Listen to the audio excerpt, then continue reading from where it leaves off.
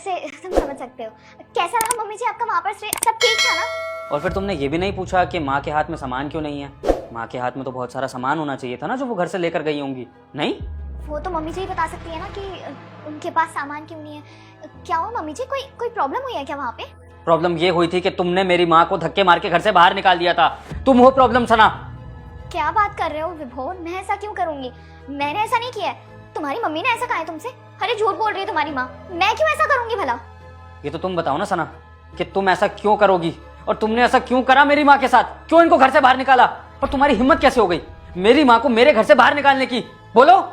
हाँ, निकाला था मैंने तुम्हारी माँ को घर से बाहर। अरे लेकिन मैं अगर ऐसा ना करती तो और क्या करती विभोर? तुम्हारी माँ जो यहाँ पे खड़ी हुई है ना, अरे इनके 1000 खर्चे होते थे। दवाइयों का खर्चा, कपड़ों का खर्चा, खाने पीने का खर्चा। कभी इनको यहाँ जाना होता था, कभी कहीं जाना होता था, कभी कुछ खाने का मन तो कभी कुछ खाने का मन। अरे इनके नखरे भी कम नहीं होते थे। इनकी वजह से जो खर्चे होते थे ना, वो सब मैनेज करना मुझसे मुश्किल हो रहा था। और तुम ही बताओ, तुम्हारी सैलरी कितनी है विभोर? उसमें घर मैनेज करना, बच्चों की फीस मैनेज करना,